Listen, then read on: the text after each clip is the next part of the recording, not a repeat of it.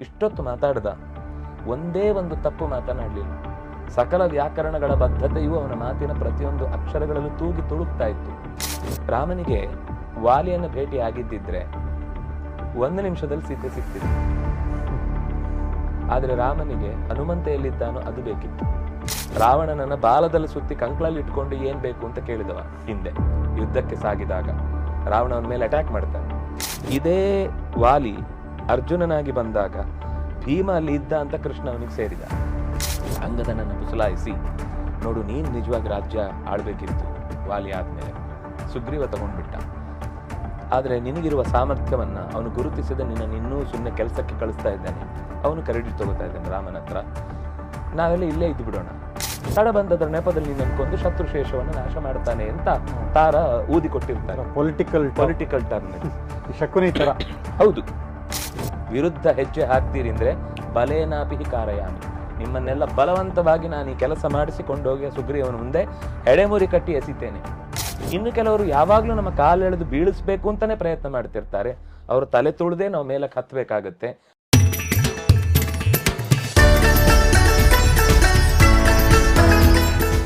ಈ ಕಿಷ್ಕಿಂಧ ಕಾಂಡದಲ್ಲಿ ಏನು ರಾಮನ ಒಂದು ಯುದ್ಧದವರೆಗೂ ಅಂದ್ರೆ ಆ ಇಡೀ ಸುಂದರ ಕಾಂಡದಲ್ಲಿ ಆ ಹನುಮಂತನ ಯಾವ ಮುಖ್ಯ ವಿಷಯಗಳನ್ನ ಅದು ಹೇಗೆ ನಾವು ತಿಳ್ಕೋಬೇಕು? ಒಂದು ಬರೀ ಕಥೆ ಆದ್ರೆ ಅದರ ಹಿಂದೆ ನಮಗೊಂದು ಸಣ್ಣ ಸಣ್ಣ ಅಲ್ಲಿ ಒಂದು ಅನುಸಂಧಾನ ಏನು, ರಸ ಏನು, ನಮಗೊಂದು ಟೇಕ್ ಅವೇ ಏನು ಅನ್ನೋದಕ್ಕೆ. ಯಾಕಂದ್ರೆ ಬಹಳಷ್ಟು ವಿಷಯಗಳಿದೆ ಅದರಲ್ಲಿ. ಒಂದು ಸಂಕ್ಷಿಪ್ತವಾಗಿ ಹೇಳೋದಾದ್ರೆ ಅವನ ಎಲ್ಲ ಮಹಿಮೆಗಳು ಏನ್ ತೋರಿಸ್ದ, ಶಕ್ತಿ ಏನ್ ತೋರಿಸ್ದ, ಅದು ರಾಮನ ಸೇವೆಗೋಸ್ಕರ ತೋರಿಸ್ದ. ಆದ್ರೆ ಅದರಲ್ಲಿ ನಮಗೂ ಒಂದು ಕಲಿಕೆ ಇದೆ. ಈ ಯುದ್ಧದಕ್ಕಿಂತ ಮುಂಚೆ ರಾಮನ ಭೇಟಿಯಿಂದ ಈ ಪ್ರಸಂಗಗಳಲ್ಲಿ ಏನು ನಾವು ಕಲಿಬಹುದು ಅಂತ ಹಂತ ಹಂತವಾಗಿ ಅವನ ಚರಿತ್ರೆ ನಮಗೆ ಉಪಕಾರಕವೇ. ಪ್ರಧಾನವಾಗಿ 1-2-3 ಹೇಳುವುದಾದ್ರೆ, ಭೇಟಿ ಆಗ್ತಾನೆ ರಾಮನನ್ನ, ಎಲ್ಲಿ ಅವರು ಅಂತೆಲ್ಲ ಕೇಳ್ತಾನೆ. ಎಲ್ಲ ಉತ್ತರ ಪಡೆದು ತನ್ನ ಕಡೆಯಿಂದ ಏನೇನು ಕ್ಲಿಯರೆನ್ಸ್ ಕೊಡಬೇಕಿತ್ತು ಅದನ್ನೆಲ್ಲ ಕೊಟ್ಟು ಮುಂದಕ್ಕೆ ಸಾಗುವಾಗ ರಾಮ ಹೇಳ್ತಾನೆ. ಬಹುಶಃ ರಾಮನಿಂದ ಸರ್ಟಿಫಿಕೇಟ್ ಪಡೆದ ಮೇಲೆ ಇನ್ಯಾರೂ ಅದರ ಬಗ್ಗೆ ಮತ್ತೆ ಅವನ ಬಗ್ಗೆ ಹೀಗೆ ಹೇಳಬೇಕಿತ್ತು, ಉಳಿದು ಹೋಯ್ತು ಅಂತ ಹೇಳಬೇಕಾಗಿಲ್ಲ. ರಾಮ ಹನುಮಂತನ ಮಾತುಗಳನ್ನು ಕೇಳಿದ ತಕ್ಷಣ ಹೇಳಿದ ಮಾತು, ನಾ ಋಗ್ವೇದ ವಿನೀತಸ್ಯ ನಾ ಯಜುರ್ವೇದಧಾರಿಣಃ ನಾ ಸಾಮವೇದ ವಿದುಷಃ ಶಕ್ಯಮೇವಂ ಪ್ರಭಾಷಿತುಂ ಬಹು ವ್ಯಾಹರತಾನೇನ ನ ಕಿಂಚಿದ್ ಅಪಶಬ್ದಿತಂ. ಇಷ್ಟೊತ್ತು ಮಾತಾಡ್ದ, ಒಂದೇ ಒಂದು ತಪ್ಪು ಮಾತನಾಡಲಿಲ್ಲ. ಸಕಲ ವ್ಯಾಕರಣಗಳ ಬದ್ಧತೆಯು ಅವನ ಮಾತಿನ ಪ್ರತಿಯೊಂದು ಅಕ್ಷರಗಳಲ್ಲೂ ತೂಗಿ ತುಳುಕ್ತಾ ಇತ್ತು. ಇದು ಋಗ್ವೇದವನ್ನು ಚೆನ್ನಾಗಿ ಅಧ್ಯಯನ ಮಾಡದೇ ಇದ್ದವನಿಗೆ ಒಲಿಯುವಂಥದ್ದಲ್ಲ. ಯಜುರ್ವೇದವನ್ನು ಚೆನ್ನಾಗಿ ಅಭ್ಯಾಸ ಮಾಡದೇ ಇದ್ರೆ ಈ ಥರ ಮಾತಾಡ್ಲಿಕ್ಕೆ ಸಾಧ್ಯ ಇಲ್ಲ. ಇಷ್ಟು ಚೆನ್ನಾಗಿ ಸಾಮಗಾನದ ಒಲುಮೆ ಇಲ್ಲದೇ ಇದ್ರೆ ಮಾತಿನಲ್ಲಿ ಶ್ರುತಿಲಯಗಳು ತುಂಬಲಿಕ್ಕೆ ಸಾಧ್ಯ ಇಲ್ಲ. ಇಷ್ಟು ಕ್ರಮಬದ್ಧವಾದ ಒಂದಕ್ಷರ ಹೆಚ್ಚಿಲ್ಲ, ಅಯ್ಯೋ ಇನ್ನೊಂದೆರಡು ವಿಷಯ ಹೇಳಬೇಕಿತ್ತು ಅಂತ ಬಾಕಿ ಉಳಿಸಿದ್ದಿಲ್ಲ. ಇದು ಅವನ ಮಾತಿನ ಶೈಲಿ ಅಂತ ತುಂಬ ವಿಸ್ತೃತವಾದ ಮಾತುಗಳು. ಇದು ಭಾಗವಾಗಿ ಹನುಮಂತನ ಬಗ್ಗೆ ಲಕ್ಷ್ಮಣನ ಹತ್ರ ರಾಮ ಹೊಗಳುತ್ತಾನೆ. ಕೊನೆಗೂ ಇನ್ನೂ ಚೆನ್ನಾಗಿ ಹೇಳಿದ, ಇಂಥ ಒಬ್ಬ ದೂತನೋ ಮಂತ್ರಿಯೋ ಒಬ್ಬ ರಾಜನ ಕೈಯಲ್ಲಿದ್ದಾನೆ ಅಂದರೆ ಆ ರಾಜ ಅದೃಷ್ಟವಂತ ಅಂತ ಹೇಳ್ತಾನೆ. ಅಂದರೆ ಸುಗ್ರೀವನಿಗೆ ಇಂಥವನು ಸಿಕ್ಕಿದ್ರಿಂದ ನಾನು ಅವನ ಪಕ್ಷ ವಹಿಸ್ತೇನೆ ಅಂತ. ಯಾಕಂದ್ರೆ ಇವನಲ್ಲಿ ಇದ್ದಾನೆ ಅಂದರೆ ರಾಜನ ಬಗ್ಗೆ ಅವನು ಒಳ್ಳೆಯದನ್ನು ನಾವು ಚಿಂತನೆ ಮಾಡಬಹುದು ಅಂತ ಗೊತ್ತಾಗುತ್ತೆ. ಅವನು ಸುಗ್ರೀವನ ಹತ್ರ ಕರ್ಕೊಂಡು ಬರ್ತಾನೆ. ಸುಗ್ರೀವನಿಗೆ ಭಯ, ವಾಲಿ ಸುಪಾರಿ ಕೊಟ್ಟು ಇವರು ಯಾರನ್ನು ನನ್ನ ಹತ್ರ ಕಳಿಸಿದ್ದಾನೆ ಅಂತ ತಿಳಿ ಮಾಡ್ತಾನೆ. ಸುಮ್ಮನೆ ನೀನೇ ಯಾಕೆ ಊಹಿಸಿ ಎದೆ ಮೇಲೆ ಕಲ್ಲು ಹೊತ್ತು ಹಾಕೊಳ್ತಾ ಇದ್ದಿ, ಸುಮ್ಮನೆ ನಾನು ನೋಡ್ಕೊಂಡು ಬರ್ತೇನೆ ಅಂತ ಬಂದು ಕರ್ಕೊಂಡ್ ಬರ್ತಾನೆ. ಇವನು ವಾಲಿಯ ಕಡೆಯವನೇನಲ್ಲ, ಇವನು ದಶರಥನ ಮಗ, ತನ್ನ ಹೆಂಡತಿಯನ್ನು ಕಳ್ಕೊಂಡಿದ್ದಾನೆ. ಕರೆಕ್ಟ್ ಟೈಮಿಗೆ ಬಂದಿದ್ದಾರೆ. ನೀನು ಯಾವ ಪ್ರಾಬ್ಲಮಲ್ಲಿ ಸಿಲ್ಕೊಂಡಿದ್ಯೋ ಅವರು ಅದೇ ಪ್ರಾಬ್ಲಮಲ್ಲಿ ಇದ್ದಾರೆ. ಸಮಾನಶೀಲ ವ್ಯಸನೇಶು ಸಖ್ಯಂ, ಆದ್ರಿಂದ ಈಗ ಸರಿಯಾದ ಸಮಯಕ್ಕೆ ಅವರು ನಿನಗೆ ಭೇಟಿ ಮಾಡ್ತಾ ಇದ್ದಾರೆ ಅಂತ ಅವರ ಬಗ್ಗೆ ಪೂರ್ತಿ ಹೇಳ್ತಾನೆ. ಇವನ ಬಗ್ಗೆನೂ ಹೇಳಬೇಕಲ್ಲ, ಕೆಲವೆಲ್ಲ ಸುಗ್ರೀವನ ಬಗ್ಗೆಯೂ ಹೇಳ್ತಾನೆ. ಅಂದರೆ ಅವರಿಬ್ಬರಲ್ಲಿ ಒಂದು ಒಳ್ಳೆಯ ಅನುಬಂಧ ಹುಟ್ಟು ಹಾಕಿದ್ದು ಅಗ್ನಿಸಾಕ್ಷಿಕವಾಗಿ ಹನುಮಂತ ಸುಗ್ರೀವನಿಗೆ ಮತ್ತು ರಾಮನಿಗೆ. ಆಮೇಲೆ ರಾಮನ ಬಗ್ಗೆ ಕೆಲವು ಸಂದೇಹ ವ್ಯಕ್ತಪಡಿಸ್ತಾನೆ. ಯಾಕೆಂದರೆ ರಾಮನಿಗೆ ವಾಲಿಯನ್ನು ಭೇಟಿ ಆಗಿದ್ದಿದ್ರೆ 1 ನಿಮಿಷದಲ್ಲಿ ಸೀತೆ ಸಿಕ್ತಿದ್ಲು. ಆದರೆ ರಾಮನಿಗೆ ಹನುಮಂತ ಎಲ್ಲಿದ್ದಾನೋ ಅದು ಬೇಕಿತ್ತು, ಸೀತೆ ಬೇಕಾಗಲಿಲ್ಲ. ಯಾಕೆಂದರೆ ಇವನ ಹತ್ರ ಹೋದರೆ ಸೀತೆ ಸಿಗ್ತಾಳೆ, ಸ್ವಲ್ಪ ತಡವಾದರೂ ತೊಂದರೆ ಇಲ್ಲ. ಟೇಬಲ್ ಕೆಳಗೆ ವ್ಯವಹಾರ ಬೇಡ, ಕಾನೂನುಬದ್ಧವಾದ ಬದುಕು ಬೇಕು ಅಂತನ್ನುವ ಸೂಚನೆಯನ್ನು ರಾಮಚಂದ್ರ ಈ ಘಟನೆಯಿಂದ ತೋರಿಸ್ತಾನೆ. ಯಾಕೆಂದ್ರೆ ವಾಲಿ ರಾವಣನನ್ನ ಬಾಲದಲ್ಲಿ ಸುತ್ತಿ ಕಂಕ್ಳಲ್ಲಿ ಇಟ್ಕೊಂಡು ಏನ್ ಬೇಕು ಅಂತ ಕೇಳಿದವ. ಹಿಂದೆ ಯುದ್ಧಕ್ಕೆ ಸಾಗಿದಾಗ ರಾವಣನ ಮೇಲೆ ಅಟ್ಯಾಕ್ ಮಾಡ್ತಾನೆ. ಅವನು ಸಮುದ್ರ ತೀರದಲ್ಲಿ ನಿತ್ಯ ಸಂಧ್ಯಾ ವಂದನೆಗೆ ಅಂತ 4 ಸಮುದ್ರಗಳಿಗೂ ಹೋಗಿ ಅರ್ಘ್ಯ ಕೊಟ್ಟು ಬರ್ತಿದ್ದ. ಯಾರು? ವಾಲಿ. ವಾಲಿ ಅಂದ್ರೆ ಒಂದು ಹೊತ್ತಿಗೆ ಅಷ್ಟು ಜಾಗಕ್ಕೆ ಹೋಗಿ ಬರ್ತಿದ್ದ. ಆ ಸ್ಪೀಡಲ್ಲಿ ಅವನು ಹಾರ್ಕೊಂಡು ಬರ್ತಿದ್ದ. ಇವನು ಅವನ ಮೇಲೆ ದಾಳಿ ಮಾಡ್ಲಿಕ್ಕೆ ಹೋದ್ರೆ ಅವ್ನು ಅರ್ಘ್ಯ ಕೊಡ್ತಾ ಇದ್ದೋ ಬಾಲದಲ್ಲಿ ಹಿಡಿದಿಟ್ಟು ಅವ್ನು ಕಂಕ್ಳಲ್ಲಿ ಇಟ್ಕೊಂಡಿದ್ದ. ಮುಗಿದ ಮೇಲೆ ಕೆಳಗಿಟ್ಟು ಏನ್ ಬೇಕು ಕೇಳ್ದ. ಅಯ್ಯೋ, ನಿನ್ನ ಹತ್ರ ಮೈತ್ರಿ ಮಾಡ್ಲಿಕ್ಕೆ ಬಂದದ್ದು, ನನ್ನ ಹೆಣ್ಣು ಹೊನ್ನು ಮಣ್ಣು ಇದೆಲ್ಲವೂ ನಿನ್ನದು, ಯಾವಾಗ ಬೇಕಾದ್ರೂ ಏನ್ ಬೇಕಾದ್ರೂ ನೀನು ಸ್ವೀಕರಿಸು, ನೀನ್ ಹೇಳಿದ್ದಲ್ಲ ನಂದು, ನಂದೆಲ್ಲ ನಿಂದು ಅಂತಾನೆ. ಇನ್ನು ಕೆಟ್ಟ ಒಪ್ಪಂದ ಇದೊಂದು. ಈ ಒಪ್ಪಂದ ಮಾಡಿಕೊಂಡವನ ಹತ್ರ ನಾನು ಸಹಾಯ ಕೇಳಿ ನಾಳೆ ಆ ಸೀತೆಯನ್ನು ಬಿಡಿಸ್ಕೊಂಡು ಬಂದ್ಮೇಲೆ ಅವನೇ ಮತ್ತೊಂದು ಹೆಣ್ಣನ್ನ ಕೆಟ್ಟ ಸ್ಥಿತಿಯಲ್ಲಿ ಉಪಯೋಗಿಸಿಕೊಳ್ತಾನೆ ಅಂತಂದಾಗ ಅವನ ಹತ್ರ ನ್ಯಾಯ ಇಲ್ಲ. ಆದರೆ ಹನುಮಂತ ಇಲ್ಲಿದ್ದಾನೆಂದ್ಮೇಲೆ ಹನುಮ ಎಲ್ಲಿದ್ದಾನೋ ಅಲ್ಲಿ ನಾನಿದ್ದೇನೆ. ಹಾಗಾಗಿ ಸುಗ್ರೀವನ ಪಕ್ಷ ವಹಿಸ್ಕೊಂಡ, ತಡವಾದ್ರೂ ಚಿಂತೆ ಇಲ್ಲ ಅಂತ. ಅಂದ್ರೆ ತಾವು ಹೇಳೋದು ಸುಗ್ರೀವನಿಗೋಸ್ಕರ ಸುಗ್ರೀವ ಅಲ್ಲ, ಹನುಮನಿಗೋಸ್ಕರ ಸುಗ್ರೀವ ಇದ್ದ. ಅಂದ್ರೆ ಒಂದರ್ಥದಲ್ಲಿ ಅದು ಮಹಾಭಾರತದಲ್ಲೂ ಕನೆಕ್ಟಿವಿಟಿ ಇದೆ ಅಲ್ಲಿ. ಇದೇ ವಾಲಿ ಅರ್ಜುನನಾಗಿ ಬಂದಾಗ ಭೀಮ ಅಲ್ಲಿ ಇದ್ದ ಅಂತ ಕೃಷ್ಣ ಅವನಿಗೆ ಸೇರಿದ. ಭೀಮ ಅರ್ಜುನನನ್ನ ಜೊತೆಗಿಟ್ಟುಕೊಂಡು ಸಪೋರ್ಟ್ ಮಾಡಿದಾದ್ರಿಂದಾಗಿ ಕೃಷ್ಣ ಅರ್ಜುನನಿಗೆ ಸಿಕ್ಕಿದ. ಅಂದ್ರೆ ಯಾವಾಗ್ಲೂ ಭಗವಂತ ನೋಡುದು ಹನುಮ ಅಥವಾ ಪ್ರಾಣ ಎಲ್ಲಿದ್ದಾನೋ ಅಲ್ಲಿ ನಾನಿದ್ದೇನೆ. ಹನುಮನ ಮತವೇ ಹರಿಯ ಮತವು, ಹರಿಯ ಮತವೇ ಹನುಮನ ಮತವು ಅಂತ. ಪ್ರಾಣದೇವರು ಅಂದ್ರೂ ಅದು ಧರ್ಮದ ಪ್ರತೀಕ. ಹೌದು, ಧರ್ಮದ ಪ್ರತೀಕ, ಅಧರ್ಮದ ವಿರುದ್ಧ ಕೆಲಸ ಮಾಡುವಂತಹ ಜಾಗೃತಿಯ ಪ್ರತೀಕ. ನಿರಂತರ ಧರ್ಮ ಜಾಗೃತಿ ಇರಬೇಕು ಅಂತ. ರಾಮನಿಗೆ ಭೇಟಿ ಆಯಿತು, ವಾಲಿಯ ವಧೆ ಆಯಿತು. ವಧೆ ಆದ್ಮೇಲೆ 4 ತಿಂಗಳು ಚಾತುರ್ಮಾಸ್ಯ ಕಳೆಯಿತು.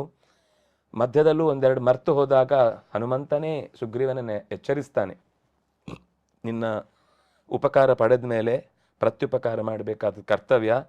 4 ತಿಂಗಳಾಗಿ ಹೋಯಿತು, ಮರ್ತು ಹೋಗ್ತಾ ಇದ್ದಿ, ರಾಮನಿಗೆ ಸೀತೆಯನ್ನು ಹುಡುಕಿ ಕೊಡುವ ಕೆಲಸಕ್ಕೆ ನೀನು ಅಣಿಯಾಗಬೇಕು ಅಂತ. ಮರ್ತು ಕೂತಾಗ ತಕ್ಷಣವೇ ಲಕ್ಷ್ಮಣ ಬರ್ತಾನೆ. ಆದರೆ ಮಂತ್ರಿಯಾಗಿ ಹನುಮಂತ ಅಷ್ಟೊತ್ತಿಗೆ ಒಂದಿಷ್ಟು ಕೆಲಸ ಮಾಡಿ ರೆಡಿ ಇಟ್ಟಿರ್ತಾನೆ ತೋರಿಸ್ಲಿಕ್ಕೆ. ಇವನು ಕಂಗಾಲಾಗಿ ಹೋಗ್ತಾನೆ. ಆಗ ತಾರೆ ಮತ್ತು ಹನುಮಂತ ಇಬ್ರು ಸೇರಿ ಈ ಸುಗ್ರೀವನನ್ನು ರಕ್ಷಿಸ್ತಾರೆ. ಅದಾದ್ಮೇಲೆ 4 ದಿಕ್ಕುಗಳಿಗೆ 4 ಭಾಗ ಮಾಡಿ ಹಿಂದೆ ವಾಲಿ ಓಡಿಸಿಕೊಂಡ ಕಥೆ ಎಲ್ಲ ಇಲ್ಲಿ ಉಪಯೋಗಕ್ಕೆ ಬರುತ್ತೆ. ಅವನು ಇಡೀ ಜಗತ್ತನ್ನು ಸುತ್ತಿ ಬಂದಿರ್ತಾನೆ. ಅವನಿಗೆ ಹೆದರಿದ್ದು ಅಂದ್ರೆ ಒಂದು ಮಿಸ್ಅಂಡರ್ಸ್ಟ್ಯಾಂಡಿಂಗ್. ಆ ಪರಿಹಾರ ಮಾಡ್ಲಿಕ್ಕೆ ಆಗ್ಲಿಲ್ಲ. ಅದು ಕೆಲವೊಂದ್ ಸರ್ತಿ ಕೆಲವೆಲ್ಲ ಪರಿಸ್ಥಿತಿಗಳೇ ವಿಲನ್ಗಳು, ಯಾರು ಯಾರನ್ನು ಬ್ಲೇಮ್ ಮಾಡ್ಲಿಕ್ಕೆ ಆಗುದಿಲ್ಲ. ಆದ್ರೆ ವಾಲಿಯ ಆ ಒಂದು ದೌರ್ಜನ್ಯ ಅದು ನಿಧಾನಕ್ಕೆ ಅದು ಪರಿಹಾರ ಆಗ್ಲೇಬೇಕಿತ್ತಾದ್ರಿಂದಾಗಿ ವಾಲಿಯನ್ನ ರಾಮ ಸಂಹಾರ ಮಾಡ್ಲೇಬೇಕಾಯ್ತು. ಅದಾದ್ಮೇಲೆ ದಕ್ಷಿಣದ ಕಡೆಗೆ ಹೋಗುವಾಗ, ಅಂದ್ರೆ ಇದೆಲ್ಲ ಸುಗ್ರೀವ ಅಟ್ಲಾಸ್ ಅಂತ ಒಂದು ಮಾತಿದೆ. ಒಂದು ಅಧ್ಯಾಯ ಪೂರ್ತಿ ಇಡೀ ಜಗತ್ತಿನಲ್ಲಿ ಎಲ್ಲಾ ಮೂಲೆಗಳಿಗೆ ಕಪಿಗಳನ್ನು ಕಳುಹಿಸುವಾಗ ಎಲ್ಲೆಲ್ಲಿ ಏನೇನಿತ್ತು ಅಂತ ಅನ್ನೋದನ್ನು ಹೇಳ್ತಾನೆ ಸುಗ್ರೀವ. ಇಲ್ಲಿ ಹೋಗಿ, ಇಲ್ಲಿ ಹೋಗ್ಬೇಡಿ, ಇಲ್ಲೊಂದು ಪರ್ವತ ಇದೆ, ಇಲ್ಲೊಂದು ರಾಕ್ಷಸರ ಗುಡಿ ಇದೆ, ಗುಂಪಿದೆ, ಅವರೆಲ್ಲ ಅಪಾಯಕಾರಿಗಳು, ಮಾಯಾವಿಗಳು. ದಕ್ಷಿಣಕ್ಕೆ ಹೋಗುವಾಗ ರಾಮಚಂದ್ರ ಅದನ್ನ ಒಂದಷ್ಟು ನೀಲೇಶ್ ಓಕನ್ ಅವರು ಒಂದಷ್ಟೆಲ್ಲ ಕೆಲಸ ಮಾಡಿದ್ದಾರೆ. ಎಲ್ಲ ಎಲ್ಲೆಲ್ಲಿ ಸುಗ್ರೀವ ಅಟ್ಲಾಸ್ ಅಂತ ಅದರ ಬಗ್ಗೆ ನಾನು ಕೇಳಿದ್ದೀನಿ. ಹೌದು, ಅವರು ಅದರ ಬಗ್ಗೆ ತುಂಬಾ ಕೆಲಸ ಮಾಡಿದ್ದಾರೆ. ರಾಮಾಯಣದಲ್ಲಿ ಓದಿದ್ರೆ ನಮಗೆ ಸಿಗುತ್ತೆ. ಹನುಮಂತ ಹೊರಟ ಜಾಗಕ್ಕೆ ರಾಮಚಂದ್ರ ಬಂದು ಅವನ ಕೈಗೆ ತನ್ನ ಉಂಗುರವನ್ನೇ ತೆಗೆದುಕೊಡ್ತಾನೆ. ಅಂದ್ರೆ ರಾಮನಿಗೆ ಮೊದಲೇ ಒಂದು ಸೂಚನೆ ಇರುತ್ತೆ, ಕೆಲಸ ಮಾಡ್ಕೊಂಡು ಬರೋ ನೀವನೇ ದುರಂಧರ ಅಂತ. ಯಾಕೆಂದ್ರೆ ಹೋದ ಕೆಲಸ ಸಸೂತ್ರವಾಗಿ ಮಾಡಿಕೊಂಡು ಬರುವ ದೂತ ಇವನು ಅಂತ ಮೊದಲೇನ ಭೇಟಿಯಲ್ಲೇ ನಿಶ್ಚಯವಾಗಿತ್ತು. 1 ತಿಂಗಳಾಯ್ತು. ಅಲ್ಲೊಂದು ಮುಖ್ಯವಾದ ಘಟನೆ ಹೇಳಬೇಕು ಹನುಮಂತನ ಒಂದು ಪಾತ್ರದ ಬಗ್ಗೆ. ತಿಂಗಳಾದ ಮೇಲೆ ವಾಪಸ್ ಬರ್ಲಿಕ್ಕೆ ಎಲ್ಲರೂ ಹೆದರುತ್ತಾರೆ. ಯಾಕಂದ್ರೆ ತಿಂಗಳು ಕಳೆದು ಕೆಲವು ದಿನ ಆಗ್ಬಿಟ್ಟಿತ್ತು. ಸುಗ್ರೀವನದ್ದು ಒಂದು ಕಠಿಣವಾದ ಶಾಸನ ಇತ್ತು. ಅವನು ಹೇಳಿದ್ದು ಹಾಗೇನೆ, ತಿಂಗಳ ಒಳಗಾಗಿ ಸಿಗಲಿ ಸಿಗದೆಯಲ್ಲಿ ಬಂದು ರಿಪೋರ್ಟ್ ಮಾಡಬೇಕು ಅಂತ. ಆದ್ರೆ ಇವರು ಆ ಹೋದ ಭರದಲ್ಲಿ ಎಲ್ಲೋ ಒಂದು ಗುಹೆಯಲ್ಲಿ ಸಿಕ್ಕಾಕೊಂಡು ಚೆನ್ನಾಗಿ ತಿಂದು ಉಂಡು ಮಲಗಿಬಿಟ್ಟಿದ್ರು. ಅಲ್ಲಿ ಒಂದು ಒಳ್ಳೆ ವ್ಯವಸ್ಥೆ ಇತ್ತು. ಆದ್ರೆ ಅಲ್ಲಿಂದ ಹೊರಗೆ ಬರುವಷ್ಟರಲ್ಲಿ ದಿನ ಆಗೋಗಿತ್ತು. ಹೇಗೂ ಹೋದ್ರೆ ಅಲ್ಲಿ ಸಾಯ್ಬೇಕು. ಅಷ್ಟೊತ್ತಿಗೆ ಒಬ್ಬ ತಾರ ಅಂತ ಒಬ್ಬ ಕಪಿ ಇರ್ತಾನೆ, ಕಪಿ ಶ್ರೇಷ್ಠ. ಅವನು ಅಂಗದನನ್ನು ಪುಸಲಾಯಿಸಿ, ನೋಡು, ನೀನು ನಿಜವಾಗಿ ರಾಜ್ಯ ಆಳ್ಬೇಕಿತ್ತು ವಾಲಿ ಆದ್ಮೇಲೆ, ಸುಗ್ರೀವ ತಗೊಂಡ್ಬಿಟ್ಟ. ಆದರೆ ನಿನಗಿರುವ ಸಾಮರ್ಥ್ಯವನ್ನ ಅವನು ಗುರುತಿಸದೆ ನಿನ್ನನ್ನು ಸುಮ್ಮನೆ ಕೆಲಸಕ್ಕೆ ಕಳಿಸ್ತಾ ಇದ್ದಾನೆ. ಅವನು ಕ್ರೆಡಿಟ್ ತಗೋತಾ ಇದ್ದಾನೆ ರಾಮನ ಹತ್ರ. ನಾವೆಲ್ಲ ಇಲ್ಲೇ ಇದ್ದು ಬಿಡೋಣ, ವಾಪಸ್ ಹೋಗೋದೇ ಬೇಡ. ಹೇಗೆ ಹೋದ್ರೆ ಮಾಡದ ತಪ್ಪಿಗೆ ಶಿಕ್ಷೆ ಅನುಭವಿಸಿ ಹೆಂಡತಿ ಮಕ್ಕಳ ನಡುವೆ ನಾವು ಅವಮಾನಿತರಾಗ್ತೇವೆ. ಅದಕ್ಕಿಂತ ಇಲ್ಲೇ ಒಂದು ಬಂಡಾಯ ರಾಜ್ಯ ಕಟ್ಟಿಬಿಡೋಣ. ಬಂಡಾಯ ಅನ್ನೋ ಶಬ್ದ ನಾನು ಹೇಳ್ತಾ ಇದ್ದೇನೆ, ಪ್ರತ್ಯೇಕ ಒಂದು ರಾಜ್ಯ ಕಟ್ಟೋಣ. ನೋಡಿದ್ರೆ ಸುಷೇಣ, ನಳ, ನೀಲ, ಜಾಂಬವಂತ ಎಲ್ಲರೂ ಅವನ ಮಾತಿಗೆ ಮರಳಾಗಿ ಬಿಡ್ತಾರೆ. ಅಂಗದನು ಹೂ ಅಂದು ಬಿಡ್ತಾನೆ. ಇಷ್ಟೂ ಜನರು ತೀರ್ಮಾನ ಮಾಡಿ ಒಂದು ಪ್ರತ್ಯೇಕ ರಾಜ್ಯದ ನಿರ್ಧಾರ ಆಗಿ ಹೋಗುತ್ತೆ. ತಕ್ಷಣ ಹನುಮಂತ ಹೇಳ್ತಾನೆ, ತಾರಾ, ನಿನಗೆ ವಾಲಿಯ ಸಂಪುಟದಲ್ಲಿ ಇದ್ದ ಅಧಿಕಾರ ಸುಗ್ರೀವನ ಸಂಪುಟದಲ್ಲಿ ಸಿಗ್ಲಿಲ್ಲ ಅನ್ನೋದಕ್ಕೆ ಈಗ ನೀನು ಬೇಳೆ ಬೇಯಿಸ್ತಾ ಇದ್ದಿ. ನನಗೆ ಗೊತ್ತಾಗ್ಲಿಲ್ಲ ಅಂತ ಅನ್ಕೋಬೇಡ. ನೀನ್ ಏನೇ ಮಾಡೋದಿದ್ರು ಸುಗ್ರೀವನ ಮುಂದೆ ಮಾತಾಡು, ಇಲ್ಲಿ ನೀನು ಮಾತಾಡಬೇಡ. ಅಂಗದ, ನೋಡು, ನಿನ್ನನ್ನು ಯುವರಾಜನನ್ನಾಗಿ ಮಾಡಿದ್ದಾನೆ. ಯುವರಾಜ ಅಂದ್ರೆ ಅರ್ಥ ಏನು? ಮುಂದೆ ಅವನೇ ಮಹಾರಾಜ ಅಂತ. ಒಂದು ವೇಳೆ ಹಾಗಿದ್ದಿದ್ರೆ ಅವನು ಇಷ್ಟೊತ್ತಿಗೆ ಮಕ್ಕಳನ್ನು ಪಡೀತಿದ್ದ. ಮಕ್ಕಳನ್ನು ಪಡೆಯದೆ ನಿನ್ನನ್ನೇ ಮಗ ಅಂತ ಸ್ವೀಕರಿಸಿದ್ದೇ ತಪ್ಪ. ಈಗ ಇರುವಾಗ ಅವನು ಸೇವೆ ಮಾಡ್ತಾ ಇದ್ದಾನೆ, ರಾಮನ ಸೇವೆಗೋಸ್ಕರ ಈ ಮಾತು ಹೊರತು ನಿನ್ನನ್ನು ಹೊರಗಿಡುವುದು. ಅವನೇನು ಹೇಳ್ತಾನೆ ಅಂದರೆ, ನಿನ್ನನ್ನು ಡೈರೆಕ್ಟಾಗಿ ಕೊಲ್ಲಿಕ್ಕಾಗೋದಿಲ್ಲ ಅಂತ ಈ ಶಾಸನ ಹಾಕಿ ನೀವು ತಡ ಬರುವಂತೆ ಮಾಡಿ, ತಡ ಬಂದದ್ರ ನೆಪದಲ್ಲಿ ನಿನ್ನನ್ನು ಕೊಂದು ಶತ್ರುಶೇಷವನ್ನು ನಾಶ ಮಾಡ್ತಾನೆ ಅಂತ ತಾರ ಊದಿ ಕೊಟ್ಟಿರ್ತಾನೆ. ಪೊಲಿಟಿಕಲ್ ಟರ್ನ್ ಶಕುನಿ ತರ. ಹೌದು. ಆದ್ರೆ ಹನುಮಂತ ತೀಕ್ಷ್ಣವಾಗಿ ಅವನಿಗೆ ಮತ್ತೆ ಮಾತೇ ಇಲ್ಲ. ತಾರ ಸ್ತಬ್ಧನಾಗಿ ಬಿಡ್ತಾನೆ. ತಪ್ಪಾಯಿತು ಅಂತ ಎಲ್ಲರೂ ಒಪ್ಪಿಕೊಂಡು ಮತ್ತೆ ಹೇಳ್ತಾನೆ, ಅಕಸ್ಮಾತ್ ಈಗ ನಾನು ಹೇಳಿದ್ದನ್ನು ವಿರೋಧಿಸಿ ನೀವು ಯಾರಾದ್ರೂ ವಿರುದ್ಧ ಹೆಜ್ಜೆ ಹಾಕ್ತೀರಿ ಅಂದ್ರೆ ಬಲೇನಾಪಿ ಕಾರಯಾಮಿ, ನಿಮ್ಮನ್ನೆಲ್ಲ ಬಲವಂತವಾಗಿ ನಾನು ಈ ಕೆಲಸ ಮಾಡಿಸಿಕೊಂಡೋಗಿ ಸುಗ್ರೀವನ ಮುಂದೆ ಹೆಡೆಮುರಿ ಕಟ್ಟಿ ಎಸಿತೇನೆ. ಹನುಮಂತ ಇಷ್ಟು ಮಾತು ಹೇಳಿದ್ಮೇಲೆ ಯಾರೂ ಅವನ ಹೆಜ್ಜೆಯನ್ನು ದಾಟಲಿಕ್ಕೆ ತಯಾರಿಲ್ಲ. ಅಷ್ಟರಲ್ಲಿ ಅವರಿಗೆ ನಿಶ್ಚಯ ಆಯಿತು, ಮತ್ತೆ ಹೋಗು ಧೈರ್ಯ ಮಾಡಲಿಲ್ಲ. ಸಾಯ್ತೇವೆ, ಪ್ರಾಯೋಪವೇಶಕ್ಕೆ ಬಿದ್ದು ಸಾಯ್ತೇವೆ ಅಂತ ಸಮುದ್ರ ತೀರದಲ್ಲಿ ಮಲಗಿಬಿಟ್ರು ಎಲ್ಲರೂ. ಯಾಕೆಂದ್ರೆ ಅವರಿಗೆ ಹೋದ್ರೆ ಶಿಕ್ಷೆ ನಿಶ್ಚಯ. ಹನುಮಂತ ಇದಕ್ಕೆ ವಿರೋಧ ಮಾಡಲಿಲ್ಲ. ಯಾಕೆಂದ್ರೆ ರಾಮನ ಹೆಸರು ಹೇಳ್ಕೊಂಡು ಸಾಯ್ತೇವೆ ಅಂತ ಕೂತರು. ಆಯ್ತು, ರಾಮನ ಹೆಸರು ಹೇಳ್ತಿ ಸಾಯ್ತೀರಿ ಅಂದ್ರೆ ನಾನೇನು ಮಾಡ್ಲಿಕ್ಕಾಗಲ್ಲ. ಆದ್ರೆ ಒಂದೇನು ಮಾಡಬೇಕು ಅಂತ ಅವನ ತಲೆಯಲ್ಲಿತ್ತು. ಇವರು ನಾವು ಹೀಗೆ ಅನಾಥರಾಗಿ ಸಾಯ್ತಾ ಇದ್ದೇವೆ, ಆದ್ರೆ ಆ ಜಟಾಯು ರಾಮನ ತೊಡೆ ಮೇಲೆ ಪ್ರಾಣ ಬಿಟ್ಟು ಸತ್ತ, ಅಂಥ ಭಾಗ್ಯ ಸಿಕ್ಕಿ ಸತ್ತಿದ್ರೂ ನಮಗೊಂದು ಕ್ಷೇಮ ಇರ್ತಿತ್ತು ಅನ್ನುವಾಗ ಒಂದು ವಿಸ್ತೃತವಾದ ರೆಕ್ಕೆಗಳಿಂದ ಕೂಡಿದ, ಆದ್ರೆ ಕೊಳೆತು ನಾರ್ತಾ ಇದ್ದ ಒಂದು ಹಕ್ಕಿ ಅದನ್ನು ತಿನ್ಲಿಕ್ಕೆ ಬಂತು ಈ ಕಪಿಗಳನ್ನ. ಆದ್ರೆ ಕೊನೆಯ ಮೊಮೆಂಟಿಗೆ ಇನ್ನೇನು ಬಾಯಿಗೆ ಹಾಕೊಳ್ಬೇಕು ಅನ್ನುವಾಗ ಜಟಾಯು ಶಬ್ದ ಕೇಳಿಸ್ತಲ್ಲ. ಆಶ್ಚರ್ಯದಿಂದ ಒಂದೇ ಸರ್ತಿ ನಿಂತು, ಜಟಾಯು ನಿಮ್ಗೆ ಹೇಗೆ ಗೊತ್ತು ಎಲ್ಲ ಮತ್ತೆ ಕತೆ ಕಪಿಗಳೆಲ್ಲ ಅವನಿಗೆ ಹೇಳ್ತಾವೆ. ಆ ಕತೆ ಹೇಳಿ ಮುಗಿಸುವಾಗ ಅವನ ರೆಕ್ಕೆ ಎಲ್ಲ ಮರಳಿ ಚಿಗುರಿ ಗರಿಗೆದರಿ ನಿಂತು ಬಿಡ್ತಾನೆ. ಅವನು ಯಾರು ಅಂದ್ರೆ ಇದೇ ಜಟಾಯುನ ಅಣ್ಣ ಸಂಪಾತಿ. ಪೂರ್ವದಲ್ಲಿ ಅವರಿಬ್ರು ಪಂದ್ಯಕ್ಕಿಳಿದು ಯಾರು ಎತ್ತರಕ್ಕೇರ್ತಾರೆ ಅಂತ ಆಕಾಶಕ್ಕೆ ಹಾರಿದಾಗ ಸೂರ್ಯನ ಕಿರಣಗಳ ತಾಪಕ್ಕೆ ತಡೆಯಲಾರದೆ ಇಬ್ರು ಸುಟ್ಟು ಹೋಗುವಾಗ ತಮ್ಮನನ್ನು ರಕ್ಷಣೆ ಮಾಡ್ಲಿಕ್ಕೋಸ್ಕರ ತಮ್ಮನ ಮೇಲೆ ನೆರಳು ಬಿಟ್ಟು ಅಣ್ಣ ಸಂಪಾತಿ ಸುಟ್ಟು ಹೋಗಿ ಕೆಳಗೆ ಬೀಳ್ತಾನೆ. ಪ್ರಾಣ ಹೋಗುತ್ತೆ, ಸಾಯ್ತೇನೆ ಅಂತ ತಾನು ಸೇವೆ ಮಾಡ್ತಾ ಇದ್ದ ನಿಶಾಕರ ಅನ್ನುವ ಮುನಿ ಹತ್ರ ಹೋಗಿ ಗೋಗರಿತಾನೆ. ತಮ್ಮ ತಪ್ಪಿ ಹೋಗ್ತಾನೆ, ಕೈಗೆ ಸಿಗಲ್ಲ. ಆದ್ರೆ ನಿಶಾಕರ ಹೇಳ್ತಾನೆ, ಸಾಯುವುದು ದೊಡ್ಡ ಘನಾಂಧಾರಿ ಕೆಲಸ ಅಲ್ಲ, ನಿನಗೊಂದು ಮುಖ್ಯವಾದ ಕೆಲಸ ಇದೆ. ನೀನು ಇದೇ ತರ ಸಮುದ್ರ ತೀರದಲ್ಲಿ ನಿನ್ನ ಜೀವನ ಹೇಗೋ ಸಾಗುತ್ತೆ. ಕಪಿಗಳೊಂದಿಷ್ಟು ಬಂದು ರಾಮನ ಸೇವೆಗಾಗಿ ಕೆಲಸ ಮಾಡೋರಿಗೆ ನೀನು ಅವ್ರಿಗೇನು ಬೇಕೋ ಅದನ್ನು ಮಾಡಿದರೆ ಮತ್ತು ರಾಮನ ಕಥೆ ಕೇಳಿದ್ರೆ ನಿನ್ನ ಸಮಸ್ಯೆ ತೀರುತ್ತೆ ಅಂತ. ಹಾಗಾಗಿ ಅವ್ನು ಕಾಯ್ತಾ ಇರ್ತಾನೆ ಎಷ್ಟೋ ದಿವಸಗಳಿಂದ ಆ ತೀರದಲ್ಲಿ. ಕರೆಕ್ಟ್ ಅಲ್ಲಿಗೆ ಹೋಗಿ ಬರ್ತಾರೆ ಇವರು. ಕತೆ ಕೇಳಿದ ತಕ್ಷಣ ಗರಿಗೆದರಿತಲ್ಲ ರೆಕ್ಕೆ. ರಾಮನ ಕತೆ ಕೇಳಿದ್ರೆ ಜೀವನ ಗರಿಗೆದರುತ್ತೆ ಕರೆಕ್ಟಾಗಿ ಕತೆ ಕೇಳಿದ್ರೆ. ಯಾಕೆಂದ್ರೆ ಅದು ರಾಮನ ಗುಣ. ಗೊತ್ತಿಲ್ಲದೆ ನಮ್ಮಲ್ಲಿ ಪರಿವರ್ತನಾ ಭಾವ ತರುತ್ತೆ. ರಾಮಾಯಿಸಮ್ ಅನ್ನೋದೇನಿದೆ ಅದೇ ರಾಮರಾಜ್ಯ. ರಾಮನ ಕಾನೂನು, ರಾಮನ ಆಳ್ವಿಕೆ, ರಾಮನ ಸೇನೆ ಯಾವುದು ಬೇಡ. ಪ್ರತಿಯೊಬ್ಬರಲ್ಲೂ ರಾಮನಂತ ನಿಸ್ವಾರ್ಥವಾದ ಚಿಂತನೆ ಬಂತು ಅಂದ್ರೆ, ಅಥವಾ ಒಬ್ಬ ವ್ಯಕ್ತಿಯಾಗಿ ಮಾನುಷ್ಯವನ್ನ ಹೇಗೆ ಉಳಿಸಿಕೊಳ್ಬೇಕು, ಮಾನವತಾವಾದವನ್ನು ಸರಿಯಾಗಿ ಅರ್ಥ ಮಾಡಿಕೊಂಡ್ರೆ ಅವನೇ ರಾಮ. ಇದು ಆ ಸಂಪಾತಿಯ ದೇಹದ ಬದಲಾವಣೆಯಲ್ಲಿ ಕಾಣುತ್ತೆ. ಕೊನೆಗೆ ಅದು ಹದ್ದಲ್ವಾ, ಗೃದ್ರ ಕಣ್ಣು, ಕೆಲವೊಮ್ಮೆ ಹೇಳುದುಂಟು ಹದ್ದಿನ ಕಣ್ಣು ಅಂತ. ಆಗ ಅವನು ಆ ಬೆಟ್ಟದ ತುದಿ ಏರಿದ್ರೆ ಲಂಕೆಯ ಆ ಭಾಗದಲ್ಲಿರುವ ಸೀತೆ ಕಾಣಿಸ್ತಾಳೆ. ನಿಶ್ಚಯ ಮಾಡಿ ಹೇಳ್ತಾನೆ ಸೀತೆ ಇದ್ದಾಳಲ್ಲಿ ಅಂತ. ಯಾಕೆ ಅವನಿಗೆ ಅಷ್ಟು ಧೈರ್ಯ ಬಂತು ಅಂದ್ರೆ, ಅವನು ಹೀಗೆ ಮೈ ಮುರಿದು ಬಿದ್ದ ಸಂದರ್ಭದಲ್ಲಿ ಅವನ ಮಗ ಸುಪಾರ್ಶ್ವ ಅಂತ ಅವನ ಹೆಸರು, ಅವನು ಬಂದು ಒಂದ್ ದಿವಸ ತಡ ಬರ್ತಾನೆ. ಆಹಾರ ತಂದು ಕೊಡ್ತಾ ಇದ್ದವ. ಏನ್ ಮಗು, ನಾನು ಭಾರ ಆಗಿಬಿಟ್ನಾ, ದಿನ ದಿನ ಹೋದಾಗೆ ತಡ ಆಗ್ತಾ ಇದೆ, ನಾನು ಸತ್ತೋಗ್ಬೇಕು ಅಂದ್ರೆ ಹೇಳಿಬಿಡು, ತರಬೇಡ ನಿನ್ನ ಆಹಾರ ಅಂತಾನೆ. ಇಲ್ಲಪ್ಪ, ಇವತ್ತೊಂದು ದುರ್ಘಟನೆ ನಡೆಯಿತು, ನಾನು ಆಹಾರ ತಗೊಂಡು ಬರಬೇಕಾದ್ರೆ ಒಂದು ರಥ ವೇಗವಾಗಿ ನನ್ನನ್ನು ಇನ್ನೊಂದು ಕ್ಷಣದಲ್ಲಿ ನಾನು ಮುಂದೆ ಹೆಜ್ಜೆ ಇಟ್ಟಿದ್ರೆ ಅಪ್ಪಳಿಸಿಕೊಂಡು ನಾನು ಸತ್ತೋಗ್ತಿದ್ದೆ. ಏನಾಯಿತು ಅಂದರೆ ಒಬ್ಬ ಯಾರೋ ಅವನನ್ನು ಉಳಿದವರು ಆಮೇಲೆ ಹೇಳಿದರು, ನೀನು ಕಣ್ಣಿಗೆ ಬೀಳಲಿಲ್ಲ ಪುಣ್ಯ, ಇಲ್ಲಾಂದರೆ ನಿನ್ನನ್ನು ಕೊಂದೇ ಬಿಡ್ತಿದ್ದ. ಯಾರೋ ಸೀತೆ ಅಂತ ಹೆಣ್ಣುಮಗಳನ್ನು ಈ ಒಬ್ಬ ರಾಕ್ಷಸ ರಾವಣ ಹೇಳ್ಕೊಂಡು ಹೋಗ್ತಾ ಇದ್ದಾನೆ ಅಂತ ಮಗ ನನಗೆ ಹೇಳಿದ್ದ. ಈಗ ನೀವು ಹೇಳಿದ ಮೇಲೆ ನನಗೆ ಗೊತ್ತಾಯಿತು, ನಾನು ನೋಡಿದ್ದ ಅವತ್ತು ರಾವಣನನ್ನು, ಅವನು ಇದೇ ಲಂಕೆಯಲ್ಲಿರುವುದು, ಅದರಿಂದಾಗಿ ಸೀತೆ ಅಲ್ಲಿ ಇದ್ದಾಳೆ ಅನ್ನೋ ನಿಶ್ಚಯ. ಅಂದರೆ ಒಂದೊಂದು ಘಟನೆ ಎಲ್ಲೆಲ್ಲಿಂದಲೂ ಎಲ್ಲೆಲ್ಲಿಗೂ ಸಂಬಂಧ. ಕಪಿಗಳಿಗೆ ವಿಷಯ ಗೊತ್ತಾಯಿತು, ಆದರೆ ಆ 100 ಯೋಜನೆ ದೂರ ಹಾರೋರು ಯಾರು? ಪ್ರತಿಯೊಬ್ಬರಲ್ಲೂ ನಾನು ಹಾರ್ತೇನೆ ಅಂತ ಉತ್ಸಾಹ ಇದೆ, ಅದರ ಸಾಮರ್ಥ್ಯ ಇಲ್ಲ. ಸಾಮರ್ಥ್ಯ ಇರುವುದು ಮಾತ್ರ ದೊಡ್ಡಸ್ತಿಕೆ ಅಲ್ಲ, ಉತ್ಸಾಹ ಬೇಕು. ಉತ್ಸಾಹ ಇರುವುದು ಮಾತ್ರ ದೊಡ್ಡಸ್ತಿಕೆ ಅಲ್ಲ, ಸಾಮರ್ಥ್ಯ ಬೇಕು. ದಕ್ಷತೆ ಮತ್ತು ಪ್ರಾಮಾಣಿಕತೆ ಎರಡು ಒಟ್ಟಿಗಿದ್ರೆ ಅದು ತುಂಬ ಸಹಕಾರಿ. ಪ್ರಾಮಾಣಿಕತೆ ಇದೆ, ದಕ್ಷತೆ ಇಲ್ಲ ಅಂದ್ರೂ ಉಪಯೋಗ ಇಲ್ಲ. ದಕ್ಷತೆ ಇದೆ, ಪ್ರಾಮಾಣಿಕತೆ ಇಲ್ಲ ಅಂದ್ರೂ ಕಷ್ಟ. ಹನುಮಂತನಲ್ಲಿ ಎರಡೂ ಇತ್ತು, ಅದನ್ನಾಗಿ ದುರಂಧರ ಅವನು. ಕೇಪಬಿಲಿಟಿನೂ ಇರಬೇಕು, ಎಂತೂಸಿಯಾಸಮ್ ಇರಬೇಕು, ಮತ್ತೆ ಅದನ್ನ ನಡೆಸಿ ಕೊನೆ ತನಕ ಮುಟ್ಟಿಸ್ತೇನೆ ಅಂತಾನೋ ನಿಶ್ಚಿತ ಭಾವ ಬೇಕು. ಎಲ್ಲರೂ ತಮ್ಮ ತಮ್ಮ ಸಾಮರ್ಥ್ಯವನ್ನು ಹೇಳಿಕೊಂಡ್ರು. ಹನುಮಂತ ಸುಮ್ಮನಿದ್ದ. ಕೊನೆಗೆ ಜಾಂಬವಂತ ಎಚ್ಚರಿಸಿದ ಮೇಲೆ ಹೊರಟು ಹಾರಿದ. ಇಲ್ಲಿ ಬಹಳ ಮುಖ್ಯವಾದ ಒಂದು 3 ಸಂಗತಿಗಳು ಬರ್ತವೆ. ಹಾರುವಾಗ ಮೊದಲು ಒಬ್ಬ ಬಂಗಾರದ ಬಣ್ಣದ ಪರ್ವತದ ಆಕೃತಿಯ ಒಬ್ಬ ವ್ಯಕ್ತಿ ಮೇಲೆ ಬರ್ತಾನೆ. ಅಂದರೆ ಅದರ ದೇವತಾ ಶಕ್ತಿ ಮೈನಾಕಾನ್ನ ಅನ್ನುವ ಪರ್ವತದ ಅಭಿಮಾನಿ ದೇವತೆ. ನಾನು ನಿಮ್ಮ ತಂದೆಯಿಂದ ಪೂರ್ವದಲ್ಲಿ ಉಪಕೃತ. ಇಂದ್ರ ಹಿಂದೆ ಎಲ್ಲ ಪರ್ವತಗಳ ರೆಕ್ಕೆಯನ್ನು ಕತ್ತರಿಸಿ ಬಿಸುಡುವಾಗ ನನ್ನನ್ನು ಸಮುದ್ರಕ್ಕೆ ತಳ್ಳಿ ಬಚಾವು ಮಾಡಿದ್ದ. ಅದರ ಕೃತಜ್ಞತಾ ರೂಪವಾಗಿ ಕೃತೇಚ ಪ್ರತಿಕರ್ತವ್ಯಂ ಏಷ ಧರ್ಮ ಸನಾತನಃ.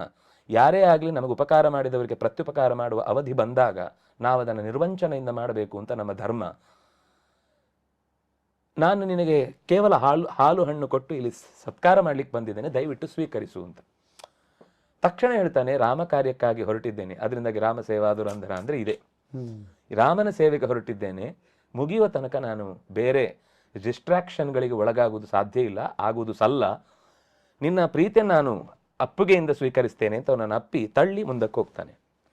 ಮುಂದೆ ಹೋಗುವಾಗ ಒಬ್ಬಳು ಸುರಸ ಅನ್ನುವಂತಹ ನಾಗಮಾತೆ ದೇವತೆಗಳಿಂದ ವರ ಪಡೆದು ದಾರಿಯಲ್ಲಿ ಹೋಗುವ ಎಲ್ಲವನ್ನೂ ನಿನ್ನ ಬಾಯೊಳಗೆ ಹೋಗುವಂತೆ ಮಾಡಿ ನಿನಗೆ ಹೇಳ್ಕೊಳ್ಳುವ ಸಾಮರ್ಥ್ಯ ಬರಲಿ ಅಂತ ವರ ಕೊಟ್ಟಂತೆ ಹನುಮಂತನನ್ನು ಎಳಿತಾಳೆ.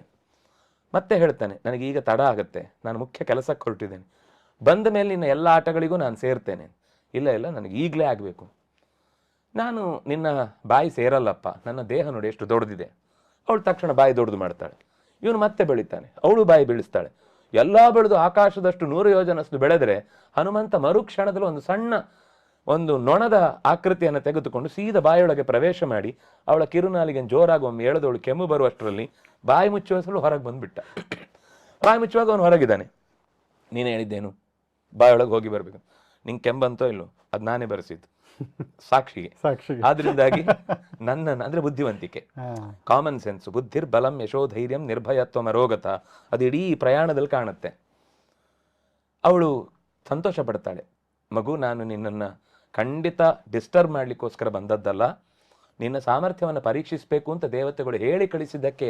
ಯಾಕೆಂದ್ರೆ ಯಾರೇ ಎಷ್ಟೇ ವೇಗವಾಗಿ ಹೋಗುವಾಗ ಬ್ರೇಕ್ ಹಾಕಿದ್ರೆ ಒಂದೋ ನೆಗೆದು ಬೀಳ್ತಾರೆ, ಒಂದೋ ಇನ್ನೊಬ್ಬರಿಗೆ ಹೋಗಿ ಇನ್ನೊಬ್ಬರನ್ನು ಬೀಳಿಸ್ತಾರೆ. ಆದ್ರೆ ನಿನ್ನ ವೇಗಕ್ಕೆ ಯಾವ ತಡೆಯೂ ತಡೆಯಲ್ಲ. ನೀನು ಎಷ್ಟು ಹಾರಿ ಹೋಗ್ತಾ ಇರಬೇಕಾದ್ರೂ ನಿನಗೆ ಯಾರು ಅಡ್ಡಿಪಡಿಸುವುದಿಲ್ಲ ಅನ್ನೋದನ್ನ ತಿಳಿಸುವ ದೃಷ್ಟಿಯಿಂದ ಈ ಘಟನೆ ನಡೆಯುತ್ತಷ್ಟೇ. ನಿನ್ನ ಸೀತೆಯ ಹುಡುಕಾಟಕ್ಕೆ ಜಯ ಸಿಗಲಿ ಅಂತ ಆಶೀರ್ವದಿಸಿ ಹೊರಟು ಬಿಡ್ತಾಳೆ. ಮತ್ತೆ ಮುಂದೇನೇನು ಹತ್ರ ಬರ್ತಾ ಇದೆ ಎಂದಾಗ ಅವನ ದೇಹವನ್ನು ನೆಲಕ್ಕೆ ಕೆಳಗೆ ಯಾರೋ ಸೆಳೆದಂತೆ ಅನುಭವ ಆಗುತ್ತೆ. ನೋಡಿದ್ರೆ ಯಾರು ಕಾಣಿಸ್ತಿಲ್ಲ. ಸ್ವಲ್ಪ ಹೊತ್ತಿಗೆ ಆ ನೆರಳಿನ ಎಡೆಯಲ್ಲಿ ಒಳಗಿನಿಂದ ತೆರೆದ ಬಾಯಿ ಕಂಡಾಗ ಗೊತ್ತಾಗುತ್ತೆ, ಇಲ್ಲೊಬ್ಳು ಇದ್ದಾಳೆ, ರಾಕ್ಷಸಿ ಸಿಂಹಿಕೆ ಅಂತ ಅವಳ ಹೆಸರು, ರಾಹುವಿನ ತಾಯಿ. ಓಹೋ. ಅವಳಿಗೊಂದು ವರ ಇರುತ್ತೆ ಚತುರ್ಮುಖನಿಂದ, ಆಗಸದಲ್ಲಿ ಸಾಗುವ ಯಾವುದೇ ವಸ್ತುವಿನ ನೆರಳು ನಿನ್ನ ಕೈ ಸೇರಿದರೆ ನೀನು ಅದನ್ನು ನಿನ್ನ ಆಹಾರವಾಗಿ ಸ್ವೀಕರಿಸಬಹುದು ಅಂತ. ಅವಳು ರಾವಣನಿಗೆ ಕಾವಲಾಗಿ ಅಲ್ಲಿಯೇ ಲಂಕೆಯ ಸುತ್ತ ಓಡಾಡ್ತಿರ್ತಾಳೆ. ಹನುಮಂತ ಎಷ್ಟು ಹೇಳಿದ್ರು ಕೇಳಲ್ಲ, ಅವಳು ನುಂಗೇ ಬಿಡ್ತಾಳೆ, ಮಾತಿಗೆ ಅವಕಾಶ ಕೊಡಲಿಲ್ಲ. ಸರಿ, ಇಷ್ಟಾದ್ಮೇಲೆ ನಾನು ನನ್ನ ದುರಂಧರತೆಯನ್ನು ತೋರಲೇಬೇಕು ಅಂತ ಒಳಗೆ ನುಗ್ಗಿ ಅದನ್ನು ಸೀಳಿ, ಅವಳ ಹೊಟ್ಟೆಯನ್ನು ಸೀಳಿ ಆಕಾಶಕ್ಕೆ ನೆಗೆದ ಮೇಲೆ ಬರ್ತಾನೆ. ಆಯಿತು, ಆಮೇಲೆ ಪ್ರವೇಶ ಮಾಡಿದ ಅಂತ. ಇಲ್ಲಿ ನಮಗೆ 3 ಹೆಜ್ಜೆಗಳು ಕಂಡವು. ಮೊದಲು ಮೈನಾಕ ಬಂದ, ಆಮೇಲೆ ಸುರಸೆ ಬಂದ್ಲು, ಆಮೇಲೆ ಈ ಸಿಂಹಿಕೆ ಸಿಕ್ಕಿದ್ಲು. ಇದು ನಮ್ಮ ಜೀವನದ್ದೇ 3 ಅಪಾಯಗಳು ಅಥವಾ ಆಪತ್ತುಗಳು ಎದುರಾಗುವಂಥದ್ದು. ಅಪಾಯ ಆಪತ್ತು ಆಗುತ್ತೆ, ಆದರೆ ಅವರು ಕೆಟ್ಟವರಲ್ಲ, ಒಳ್ಳೆಯವರೇ. ಅವರು ಆತ್ಮೀಯತೆಯಿಂದ ಏನೋ ನಮಗೆ ನಾವೆಲ್ಲ ಉಪನ್ಯಾಸ ಕೊಟ್ಟಾಗ ಬಾ ಸಿನಿಮಾಕ್ಕೆ ಹೋಗೋಣ ಅಂತ ಕರೀತಾರೆ. ಸಿನಿಮಾ ಮತ್ತೆ ರಾತ್ರಿನೂ ಶೋ ಇರುತ್ತೆ, ಉಪನ್ಯಾಸ ಮತ್ತೆ ಸಿಗಲ್ಲ. ಈಗ ಹೋಗ್ತೇನೆ ಅಂತ ನಾವು ಎಚ್ಚರಿಸಿಕೊಂಡು ಡಿಸ್ಟ್ರಾಕ್ಟ್ ಆಗದೇ ಇದ್ರೆ ನಾವು ಮೈನಾಕನಿಂದ ಕಲಿತ ಪಾಠ. ಕೆಲವೊಂದು ಸರ್ತಿ ನಮ್ಮನ್ನ ಚಾಲೆಂಜ್ ಮಾಡಿ ಸ್ಪರ್ಧೆಯಿಂದ ನಮ್ಮನ್ನು ಪ್ರಶ್ನಿಸುವವರು ಇರ್ತಾರೆ. ಆಗ ನಮ್ಮ ನಿಜವಾದ ಸಾಮರ್ಥ್ಯವನ್ನು ತೋರಿಸಿ ಅವರನ್ನು ಮೀರಿ ಬೆಳಿಬೇಕಾಗತ್ತೆ. ಅದು ಸುರಸೆಯಿಂದ ಕಲಿಯಬೇಕಾದ ಪಾಠ. ಇನ್ನು ಕೆಲವರು ಯಾವಾಗಲೂ ನಮ್ಮ ಕಾಲೆಳೆದು ಬೀಳಿಸ್ಬೇಕು ಅಂತಾನೆ ಪ್ರಯತ್ನ ಮಾಡ್ತಿರ್ತಾರೆ. ಅವರು ತಲೆ ತುಳಿದೇ ನಾವು ಮೇಲಕ್ಕೆ ಹತ್ತಬೇಕಾಗತ್ತೆ. ಹಾಗೆ 3 ಥರದ ನಮ್ಮವರಿಂದಲೇ ಬರುವ ತೊಂದರೆ, ಸ್ಪರ್ಧಿಗಳಿಂದ ಬರುವ ತೊಂದರೆ, ವಿರೋಧಿಗಳಿಂದ ಬರುವ ತೊಂದರೆ, ಈ 3 ತೊಂದರೆಯನ್ನು ಹೇಗೆ ಮೀರಬೇಕು ಅಂತ ಹ್ಯಾಂಡಲ್ ಮಾಡಬೇಕು ಅಂತ ಹನುಮಂತ 3 ಥರದಲ್ಲಿ ಅದನ್ನ ಡೀಲ್ ಮಾಡಿದ. ಅಂದ್ರೆ ಇದು ನಮ್ಮ ಜೀವನದಲ್ಲೇ ಬರುವ ಅಪಾಯಗಳನ್ನು ಎದುರಿಸುವ ರೀತಿ ಅನ್ನೋದು ನಮ್ಗೆ ಗೊತ್ತಾಗುತ್ತೆ. ಆಮೇಲೆ ತುಂಬ ವಿಷಯಗಳು ಸುಂದರಕಾಂಡದಲ್ಲಿ ವಾಲ್ಮೀಕಿಗಳು ಪ್ರತಿ ಹಂತದಲ್ಲೂ ಹನುಮಂತನ ಗುಣಗಳನ್ನು ಎಲ್ಲೆಲ್ಲಿ ಸಾಧ್ಯವೋ ಅಲ್ಲೆಲ್ಲಿ ಎತ್ತಿ ಹಿಡಿತಾರೆ. ಒಳಗೆ ಪ್ರವೇಶಿಸಿದ ಮೇಲೆ ಲಂಕಿಣಿ ಸಿಗ್ತಾಳೆ, ಲಂಕಿಣಿಯನ್ನು ಕೂಡ ಎದುರಿಸ್ತಾನೆ, ತಡಿತಾಳೆ. ಹನುಮಂತ ಒಂದು ಪೆಟ್ಟು ಕೊಡ್ತಾನೆ, ಅವಳಿಗೆ ಎಲ್ಲ ನಕ್ಷತ್ರಗಳು ಕಾಣ್ಲಿಕ್ಕೆ ಶುರುವಾಗಿರುತ್ತೆ. ಆಗ ಅವಳು ಹೇಳ್ತಾಳೆ, ತಪ್ಪಾಯಿತು, ನನಗೆ ಬ್ರಹ್ಮದೇವ ಹೇಳಿದ್ದ ಇಲ್ಲೊಂದು ಕಪಿ ಬಂದಾಗ ಇಲ್ಲಿದ್ದ ಕತೆ ಮುಗೀತು, ನಿನ್ನ ಕೆಲಸ ಮುಗೀತು ಅಂತ ಹೊರಡ್ಬೋದು ಅಂತ ಆಶೀರ್ವಾದ ಮಾಡಿ ಸೀತೆಯ ಕೆಲಸ ನಿಂಗೆ ಸಿಗಲಿ. ಅವನು ಸೀತೆಯನ್ನು ಹೊತ್ತುಕೊಂಡು ಬಂದ ದಿವಸವೇ ಮೃತ್ಯು ದೇವತೆಯನ್ನು ಆಲಿಂಗನ ಮಾಡಿದ ಅಂತ ಅರ್ಥ. ಆದರೂ ನನ್ನ ಕೆಲಸ ನಾನು ಮಾಡಬೇಕು ಅಂತ ಕಾಯ್ತಿದ್ದೆ, ಸೂಚನೆ ಸಿಕ್ಕಿದೆ, ಈಗ ಹೊರಡ್ತೇನೆ ಅಂತ ಅವನಿಗೆ ವಿಜಯವನ್ನು ಕೋರಿ ಹೊರಡ್ತಾಳೆ. ಇವನು ಹೋದ್ಮೇಲೆ ಇನ್ನು ಸ್ವಲ್ಪ ಸ್ವಲ್ಪ ಮಕ್ಕಳಿಗೆ ಹೇಳೋ ಕಥೆ ಥರದ ಸ್ವಲ್ಪ ಘಟನೆಗಳೆಲ್ಲ ಇವೆ. ಈ ಕೋತಿ ಬುದ್ಧಿಯಿಂದ ರಾಕ್ಷಸರನ್ನೆಲ್ಲ ಗೊಳೊಯ್ಕೋತಾನೆ ಆ ರಾತ್ರಿಯ ಹೊತ್ತು. ಕೊನೆಗೆ ಸುಮಾರು 3 ಗಂಟೆ ಆಗುವಷ್ಟು ಹೊತ್ತಿಗೆ ಒಂದು ಮರದ ಮೇಲೆ ಕೂತ್ಕೊಂಡು ಸೀತೆ ಎಲ್ಲಿದ್ದಾಳೆ ಅಂತ ನೋಡಿ ಬಂದಾಗ ರಾವಣ ಬರ್ತಾನೆ. ಅಲ್ಲಿಗೆ ಬಂದು ಚೆನ್ನಾಗಿ ಬೈದು ಹೋಗ್ತಾನೆ. ರಾವಣ ಕಸ, ನಾನು ರಸ, ಅವನು ಬಿಂದು, ನಾನು ಸಿಂಧು, ಏನೇನೋ ಒಂದಿಷ್ಟೆಲ್ಲ ಹೊಗಳ್ಕೊಳ್ತಾನೆ. ಅವಳು ಕಡ್ಡಿ ಹಿಡಿದು ಹೇಳ್ತಾಳೆ, ನೀನಂಥ ವೀರ ವೀರ ಅಂತ ಹೇಳ್ಕೊಳ್ತೀಯಲ್ವಾ, ರಾಮ ಎದುರುಗಡೆ ಇದ್ದಾಗ ಸೋಲಿಸಿ ಕರ್ಕೊಂಡು ಬಂದಿದ್ರೆ ಈ ಮಾತಿಗೆಲ್ಲ ಅರ್ಥ ಇತ್ತು. ಅವನನ್ನು ದೂರ ಕಟ್ಟಿ ನೀನು ಎಳ್ಕೊಂಡು ಬಂದಿದ್ದು ನಿನ್ನ ವೀರಾಗ್ರಣಿತ್ವ ಏನು ಅನ್ನೋದನ್ನು ಸ್ಪಷ್ಟವಾಗಿ ಹೇಳುತ್ತೆ ಅಂತ ಹೇಳಿ ಅವನ ಕಡೆಗೂ ನೋಡದೆ ಸುಮ್ಮನಾಗ್ತಾಳೆ. 2 ತಿಂಗಳೊಳಗೆ ಅವಳನ್ನು ಒಪ್ಪಿಸುವ ಜವಾಬ್ದಾರಿ ನಿಂದು. ಅವಳು ಒಪ್ಪಲಿಲ್ಲ ಅಂದರೆ ಬೆಳಿಗ್ಗಿನ ತಿಂಡಿಗೆ, ಅಂದರೆ ಪ್ರಾತರಾಶ ಬೆಳಗಿನ ತಿಂಡಿಗೆ ಅವಳನ್ನು ನನಗೆ ಬಡಿಸ್ಬೇಕು ಅಂತ ಹೇಳಿ ಹೊರಟೋಗ್ತಾನೆ. ಎಷ್ಟು ನೋಯಿಸ್ತಾನೆ ಅಂದರೆ ಇಲ್ಲದ ಪದಗಳಿಂದ ರಾಮನನ್ನು ನಿಂದಿಸ್ತಾನೆ. ಹನುಮಂತ ನೋಡಿ ನೋಡಿ ಸಾಕಾಗುತ್ತೆ. ಆದರೆ ತನ್ನ ಪಾಡಿಗೆ ತಾನು ರಾಮನಾಮವನ್ನು ಜಪ ಮಾಡ್ತಾ ಅಂದರೆ ತುಂಬ ಸೈಕಾಲಜಿ ಓದೋರಿಗೆ ತುಂಬ ಖುಷಿಯಾಗುವ ಘಟನೆಗಳಿವೆಲ್ಲ. ಸೀದಾ ಹೋಗಿ ಸೀತೆ ಹತ್ರ ಮಾತಾಡಲ್ಲ. ಸೀತೆ ರಾಮ ರಾಮ ರಾಮ ಅಂತ ಹೇಳ್ತಿರ್ತಾಳೆ, ಹನುಮಂತನು ರಾಮ ರಾಮ ಅಂತ ಹೇಳ್ತಿರ್ತಾನೆ. ಅವಳಿಗೆ ಆಶ್ಚರ್ಯ, ಇಲ್ಲಿ ಒಬ್ಬಳೇ ರಾಮನ ಚಿಂತನೆ ಮಾಡಲಿಕ್ಕೆ ಇರುವಂಥವಳು, ಇದು ಯಾರು ಅಂತ. ಮೇಲೆ ಒಂದು ಕಪಿ ಕಾಣುತ್ತೆ, ಆದರೆ ಅವಳಿಗೆ ಭಯ, ಈ ರಾವಣನೇ ಮತ್ತೊಂದು ರೂಪ ತಗೊಂಡು ಇನ್ನೇನೋ ಎಡವಟ್ಟು ಕೆಲಸ ಮಾಡ್ತಾನೆ. ಸುಮ್ಮನಿದ್ಲು. ಹನುಮಂತ ನಿಧಾನಕ್ಕೆ ಒಟ್ಟಂತೂ ಮೊದಲು ಕಿವಿಯೇ ಕೊಡದವಳಿಗೆ ಇಷ್ಟು ಕಿವಿ ಕೊಟ್ಲಲ್ಲ, ರಾಮನ ಕತೆ ಶುರು ಮಾಡಿದ್ದ. ಅವಳಿಗೆ ಗೊತ್ತಿರುವ ಕಥೆಯನ್ನು ಸಂಕ್ಷೇಪವಾಗಿ ಹೇಳಿದ. ಅವಳಿಗೆ ಕುತೂಹಲ ಹುಟ್ಟುವ ಮುಂದಿನ, ಅವಳು ಕಳೆದು ಹೋದ ನಂತರ ರಾಮ ಏನು ಮಾಡಿದ, ಇದರ ಕುತೂಹಲ ಖಂಡಿತ ಒಬ್ಬ ವ್ಯಕ್ತಿಗೆ ಇದ್ದೇ ಇರುತ್ತೆ. ಎಲ್ಲವನ್ನೂ ಇಂಚಿಂಚು ಬಿಡಿಸಿ ಹೇಳ್ತಾನೆ. ಆಗ ಅವಳಿಗೆ ಪೂರ್ತಿ ಆ ಮನಸ್ಸು ರಾಮನ ಮುಂದಿನ ಬದುಕಿನ ಬಗೆಗಿದ್ದ ಕುತೂಹಲದಿಂದ ಅವನ ಪೂರ್ತಿ ಮಾತನ್ನು ಕೇಳಿಸಿಕೊಳ್ತಾಳೆ. ಕೆಲವೊಮ್ಮೆ ಮಾತು ಕೇಳಿ ಕೇಳಿ ಅಭ್ಯಾಸ ಆದ್ಮೇಲೆ ಅವರ ಬಗ್ಗೆ ಒಂದು ಭಾವನೆ ಹುಟ್ಟತ್ತೆ. ಹಾಗೆ ಆಗ ನೋಡ್ತಾನೆ, ಅವಳು ನೋಡ್ತಾಳೆ. ಆಶ್ಚರ್ಯ ಆಗುತ್ತೆ ಅವಳಿಗೆ, ಇಷ್ಟು ಇನ್ಫಾರ್ಮೇಶನ್ ನನಗೆ ತಂದು ಕೊಟ್ಟಲ್ಲ, ಯಾರು ಅಂತ ಕರೀತಾಳೆ. ಅಲ್ಲಿ ತನಕ ಅವಳು ಕರೆಯೋ ತನಕ ಕೆಳಗೋಗಿರ್ಲಿಲ್ಲ. ಅವಳು ಕರೆದ ಮೇಲೆ ಹೋಗ್ತಾನೆ, ದೂರದಲ್ಲೇ ನಿಂತಿರ್ತಾನೆ. ಆಮೇಲೆ ಅವನೇ ಹೇಳ್ತಾನೆ, ನನ್ನ ಬಗ್ಗೆ ನಿನ್ನ ಸಂದೇಹ ಇದೆ ಗೊತ್ತು, ಯಾಕೆಂದ್ರೆ ನೀನು ಅಂಥ ಪರಿಸ್ಥಿತಿ ಯಾರೇ ಆದರೂ ಕೂಡ ಈ ಸಂದೇಹ ಪಡ್ತಾರೆ. ನಾನು ಇಷ್ಟು ಪ್ರಾಮಾಣಿಕವಾಗಿ ರಾಮನ ಸೇವೆಗೆ ಅಂತ ಬಂದರೆ ನೀನು ನನ್ನನ್ನೇ ಸಂದೇಹ ಪಡುವುದಾ ಅಂತ ವಾಪಸ್ ಆ ವಾದ ಮಾಡಲಿಲ್ಲ. ತಕ್ಷಣವೇ ಉಂಗುರವನ್ನು ಕೈಯಲ್ಲಿ ಮುಷ್ಟಿಯಿಂದ ಬಿಗಿ ಹಿಡಿದದ್ದನ್ನು ತೆಗೆದು ತೋರಿಸಿದ. ಅದಕ್ಕೆ ಕಪಿ ಮುಷ್ಟಿ ಅಂತ ಹೇಳುವುದು. ಅವನ ಮುಷ್ಟಿಯಲ್ಲಿದ್ದರೆ ಅದು ಮತ್ತೆ ಎಲ್ಲೂ ಕಳೆದು ಹೋಗಲ್ಲ. ರಾಮನ ಮುದ್ರಿಕೆಯನ್ನು ತೋರಿಸಿದ ತಕ್ಷಣ ಕರಗಿ ನೀರಾಗ್ತಾಳೆ. ರಾಮ ಬಂದೇ ಬರ್ತಾನೆ ಅಂತ ಇವನು ಮತ್ತೆ ಭರವಸೆ ತುಂಬುತ್ತಾನೆ. ಆದರೆ ನೀನು ಬಂದ್ಯಪ್ಪ, ಉಳಿದವರು ಹೇಗೆ ಬರ್ತಾರೆ ಎಂದಾಗ ಹನುಮಂತ ಹೇಳಿದ ಮಾತು ತುಂಬ ದೊಡ್ಡದು. ಇದು ಬಹುಶಃ ನಮಗೆ ಜೀವನದಲ್ಲಿ ದೊಡ್ಡ ಪಾಠ. ಮತ್ತ ಪ್ರತ್ಯವರ ಕಷ್ಟಿತ ನಾಸ್ತಿ ಸುಗ್ರೀವ ಸನ್ನಿಧವು. ಸುಗ್ರೀವನ ಅಷ್ಟು ದೊಡ್ಡ ಸೇನೆಯ ರಾಶಿಯಲ್ಲಿ ನಾನು ಕೊಟ್ಟ ಕೊನೆಯ ಕಪಿ ನಾನೇ ಬಂದಿದ್ದೇನೆ ಅಂದಮೇಲೆ ಇನ್ನು ಉಳಿದ ಕಪಿಗಳು ಬರಲ್ವೇ ಅಂತ ಭರವಸೆ ತುಂಬಿ ರಾಮಚಂದ್ರ ಬಂದೇ ಬರ್ತಾನೆ ಅಂತ. ಆದರೆ ಕೊನೆಗೆ ಒಂದು ಮಾತು ಹೇಳ್ತಾನೆ, ನಿನಗೆ ಅಷ್ಟು ಕಷ್ಟ ಆಗ್ತಾ ಇದೆ ಅಂದರೆ ನಾನೇ ಹೆಗಲ ಮೇಲೆ ಕೂಡಿಸ್ಕೊಂಡು ಈಗಲೇ ರಾಮನ ಹತ್ರ ಕರ್ಕೊಂಡು ಹೋಗ್ತೇನೆ ಅಂತ.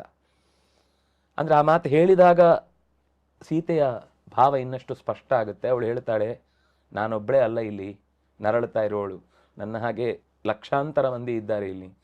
ಮತ್ತು ರಾವಣ ನನ್ನನ್ನೀಗ ನೀನು ಕರ್ಕೊಂಡು ಹೋಗೋದು, ಇಂಥ ಆ ತರಲೆ ಬುದ್ಧಿಯಿಂದ ಅವನು ಇನ್ನೇನು ಕೆಲಸ ಕಮ್ಮಿ ಮಾಡಲ್ಲ, ಇನ್ನೂ ಜಾಸ್ತಿ ಮಾಡ್ತಾನೆ.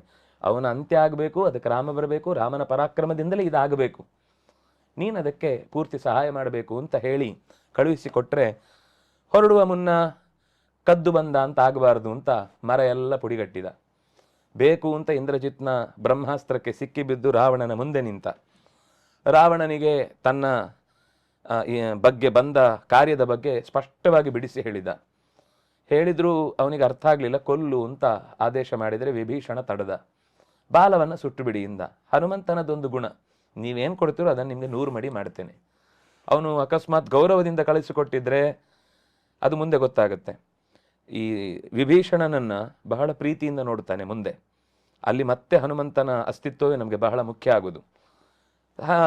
ಈ ಯಾರು ವಿಭೀಷಣನ ಮನೆ ಮತ್ತು ಸೀತಾಮಾತೆ ಇದ್ದ ಶಿಂಶಪ ವೃಕ್ಷ 2 ಬಿಟ್ಟರೆ ಇಡೀ ಎಲ್ಲ ಬಣ್ಣ ಮಸಿನುಂಗಿತು ಅಂತ ಸುಂದರೇ ಸುಂದರಿ ಲಂಕಾ, ಸುಂದರೇ ಸುಂದರಿ ಕಥಾ, ಸುಂದರೇ ಸುಂದರಿ ಸೀತಾ, ಸುಂದರೇ ಕಿನ್ನ ಸುಂದರಂ ಅಂತ ಸುಂದರಕಾಂಡದಲ್ಲಿ ಸುಂದರವಾದ ಲಂಕೆ, ಸುಂದರವಾದ ಸೀತೆ, ಸುಂದರವಾದ ಕಥೆ.